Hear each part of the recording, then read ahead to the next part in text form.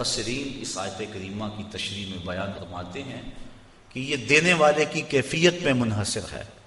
کہ دینے والے کی کیفیت اور حیثیت کیا ہے۔ مثال کے طور پہ ایک شخص کروڑ پتی ہے، وہ راہ خدا میں ایک فقیر کو 2 روٹیاں دیتا ہے، اور ایک متوسط حیثیت کا مالک ہے وہ بھی راہ خدا میں 2 روٹیاں دیتا ہے، اور ایک جس کے پاس کل کائنات 2 روٹیاں ہیں اور کچھ ہے ہی نہیں، فقیر آ گیا اس نے بھی 2 روٹیاں دے دی، تو دی تینوں نے 2 روٹیاں، لیکن ہر ایک کی حیثیت کا فرق ہے۔ تو پہلے کو اللہ 10 گنا دیتا ہے، دوسرے کو 700 گنا دیتا ہے، اور تیسرے جس نے ساری کمائی لٹا دی اللہ اس کو بغیر حساب کے عطا کرتا ہے۔ تو کہا جس طرح زمین میں کوئی بیج بو تو وہ 700 گنا اس کو اٹھاتے ہو، ایسے ہی میری راہ میں جو تم خرچ کرو گے میں 700 گنا تمہیں عطا فرماؤں گا، اور اللہ چاہے تو 2 گنا کر دیتا ہے۔ اللہ تعالیٰ جل شانہ نے یہاں راہ خدا میں خرچ کرنے کی مثال کھیتی باڑی سے دی۔ امام ترمذی نے روایت نقل کی ہے، آقا کریم علیہ السلام نے ارشاد فرمایا التمس الرزق فی خبایا الارض، اپنا رزق زمین کی تہوں سے تلاش کرو۔ تو علماء فرماتے ہیں کہ اس مثال سے یہ ثابت ہوا کہ کھیتی باڑی کرنا بڑی فضیلت والا کام ہے، اور امام قرطبی نے الجامع لاحکام القرآن کے اندر اس آیت کریمہ کی تشریح میں لکھا ہے کھیتی باڑی کرنا فرض کفایہ ہے، اگر ساری قوم یہ کام چھوڑ دیتی ہے تو حاکم کے اوپر لازم ہے کہ وہ کچھ لوگوں کو مجبور کرے کہ وہ کھیتی باڑی کریں، یہ فروض کفایہ میں سے ہے۔ الذین ینفقون اموالہم فی سبیل اللہ، وہ لوگ جو اپنے اموال اللہ کی راہ میں خرچ کرتے ہیں، ثم لا یتبعون ما انفقوا، پھر جس کو خرچ کیا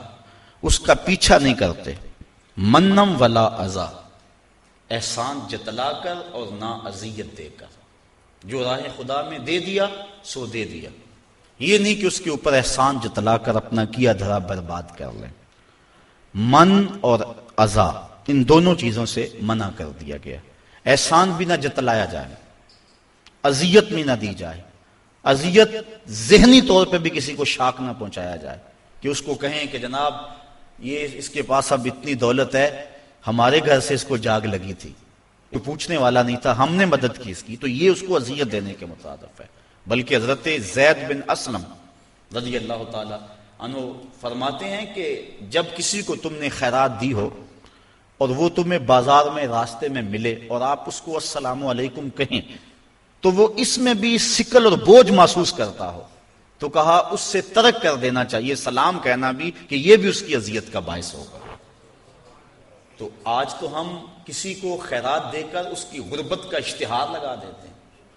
پہلے کہا کرتے تھا نیکی کا دریا میں ڈال، اب ہم کہتے ہیں نیکی کر اخبار میں ڈال۔ نیکی کی اور کسی غریب کو اگر ہم نے خیرات بھی دی، عید پیکج بھی دیا، تو پھر 7-8 اخباروں میں جب تک تصویر نہ چھپے اتنی دیر تک تسکین نہیں ملتی۔ غریبوں کی غربت کا مذاق اڑاتے ہو، تمسخر کرتے ہو، اس انداز سے دو کہ ان کی عزت نفس مجروح نہ ہو۔ تو نہ من اور نہ اذا، کسی طرح سے ان کی اذیت کا سامان نہ بنو۔ لہم اجرہم عند ربہم، وہ لوگ جو اذیت اور احسان جتلائے بغیر خیرات کرتے ہیں ان کا اجر اللہ کے ہاں ہے، اور نہ انہیں کوئی خوف ہے اور نہ وہ غمگین ہوں۔ قول معروف ومغفرۃ خیر من صدقۃ یتبعها اذی، اچھی بات کہہ دینا اور درگزر کرنا اس خیرات سے بہتر ہے جس کے پیچھے اذیت لگی ہو۔ اگر تم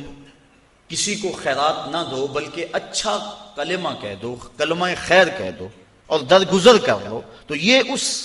خیرات دینے سے بہتر ہے جس کے بعد اذیت لگ جائے اور تم اس کو اذا دو اور تکلیف پہنچاؤ۔ واللہ غنی حلیم، اور اللہ تعالیٰ غنی اور حلم والا ہے۔ یا ایھا الذین آمنوا، اے ایمان والو، لا تبطلوا صدقاتکم بالمن والاذی، ایمان والو اپنے صدقے کو باطل نہ کرو احسان رکھ کر اور ایذا دے کر، اذیت پہنچا کر۔ کالذی ينفق مالہ رئاء الناس، اذیت دینا اور احسان جتلانا یہ اس شخص کے صدقے کی طرح ہے جو اپنا مال لوگوں کے دکھاوے کے لیے خرچ کرتا ہے۔ وَلَا يُؤْمِنُ بِاللَّهِ وَالْيَوْمِ الْآخِرِ، اللہ پر بھی یقین نہیں رکھتا اور پچھلے دن پر بھی یقین نہیں رکھتا۔ اس منافق کا خرچ کرنا اللہ کے ہاں اس کا کوئی اجر و ثواب نہیں ہے۔ تو جو اپنا مال اللہ کی راہ میں خرچ کرنے کے بعد جس کو مال دیا اس کو اذیت دیتا ہے یا اس کو جتلاتا ہے تو وہ ایسے منافق کے خرچ کرنے کی طرح ہے جو اللہ اور پچھلے دن پر یقین نہیں رکھتا، یعنی اس کو کوئی فائدہ نہیں ہے۔ تو ریاکاری کے لیے خرچ کیا گیا مال، اس کی مثال اللہ تعالیٰ نے دی کہ فَمَثَلُهُ كَمَثَلِ صَفْوَانٍ، اس کی مثال ایک ایسے چٹیل پتھر کی طرح ہے، ایسے چٹان کی طرح ہے، علیہ تراب، جس کے اوپر مٹی پڑی ہو، فَأَصَابَهُ وَابِلٌ، تو اس پر زوردار پانی پڑے می برسے، فَتَرَكَهُ صَلْدًا، تو اس کو بالکل چٹیل پتھر چھوڑ دے۔ اب مٹی پڑی تھی، لگتا تھا اس کے اوپر کچھ اگے گا، لیکن جب بارش پڑی تو وہ ساری مٹی اس سے اتر گئی اور بالکل پتھر کا پتھر رہ گیا اور اس کے اوپر کوئی چیز نہ رہی۔ تو جو ریاکاری کے لیے عمل کیا جاتا ہے اس کو اس مثال سے بیان کیا گیا کہ اس کی ذات پتھر کی طرح ہے اور جو عمل کیا وہ مٹی کی طرح نظر آ رہا ہے، اور کل قیامت کا دن موسلادھار بارش کی صورت میں ہے، اور اس سے وہ عمل ختم ہو جائے گا، اور جب وہ دیکھے گا تو اس کے پلے کوئی عمل نہیں ہوگا۔ جس طرح چٹیل چٹان ہے اور اس کے اوپر کچھ نہیں ہے، تو وہ اپنے نامہ اعمال کے اندر ریاکاری کے لیے جو عمل کیا گیا ہے وہ اس کو نہیں دیکھے گا، اور دیکھے گا کہ بالکل اس کا نامہ اعمال صاف پڑا ہوا ہے اور وہاں کچھ بھی موجود نہیں ہے۔ وہ گمان کرتا تھا میں نے یہ کیا یہ کیا یہ کیا، لیکن یہ بھول گیا تھا کہ سب کچھ ریاکاری کے لیے کیا، لوگوں کے دکھلاوے کے لیے کیا۔ تو کل قیامت کے دن نامہ اعمال میں وہ نیکیاں تلاش کرے گا تو وہ نیکیاں نہیں ملیں گی۔ ریاکاری کو شرک اصغر کہا گیا، کسی عمل کو شرک نہیں کہا گیا ریاکاری کے علاوہ، یہ چھوٹا شرک ہے۔ اللہ کے علاوہ کسی اور کی رضا جوئی کے لیے، کسی اور سے داد لینے کے لیے، کسی اور سے نفع حاصل کرنے کے لیے بندہ عمل کرتا ہے، تو اس کو شرک کہا گیا۔ حدیث میں آتا ہے کل قیامت کے دن ایک شہید، ایک عالم قاری اور ایک سخی، تینوں کو اللہ کی بارگاہ میں پیش کیا جائے گا اور وہ اپنے اچھے اعمال کی اللہ سے جزا چاہیں گے۔ شہید کہے گا میں نے اپنی جان جیسی متاع عزیز تیری بارگاہ میں قربان کر دی۔ اللہ تعالیٰ ارشاد فرمائے گا تو نے اس لیے جان قربان کی کہ لوگ تجھے بہادر کہیں، 100 لوگوں نے کہہ لیا میرے لیے تو نے جان قربان نہیں کی، لہٰذا میرے ہاں تیرا کوئی اجر نہیں ہے۔ پھر عالم کہے گا میں نے تیرا قرآن پڑھا، لوگوں کو سنایا، ساری زندگی خدمات دین کرتا رہا، اللہ تعالیٰ ارشاد فرمائے گا کہ تو نے اس لیے کیا کہ لوگ تجھے داد دیں، تیری شہرت ہو، تیری عزت بڑھے، وہ بڑھ گئی۔ دنیا نے تجھے بڑا پروٹوکول دیا، بڑا اعزاز دیا، بڑی تکریم دی، میرے لیے تو نے یہ سب کچھ نہیں کیا تھا، لہٰذا میرے ہاں تیرا کوئی اجر نہیں ہے۔ پھر اس کے بعد سخی پیش ہوگا، عرض کرے گا مالک میں نے اپنی دولت تیری بارگاہ میں پیش کر دی، دولت کا خرچ کرنا نفس پہ انتہائی شاق ہے، تو میں نے اس کو تیری راہ میں خرچ کیا، مجھے اس کا صلہ اور اس کی جزا دی جائے۔ اللہ تعالیٰ ارشاد فرمائے گا تو نے دولت اس لیے خرچ کی کہ لوگ تجھے سخی کہیں، تیری سخاوت کی دھوم مچے، تیری سخاوت کی دھوم مچ گئی، تجھے سخی کہا گیا، تو بڑا سماجی کارکن کہلایا، لیکن تو میری رضا کے لیے نہیں کیا تھا، لوگوں سے داد وصول کرنے کے لیے یہ سب کچھ کیا تھا۔ اخبار میں تیری تصویریں بھی چھپی،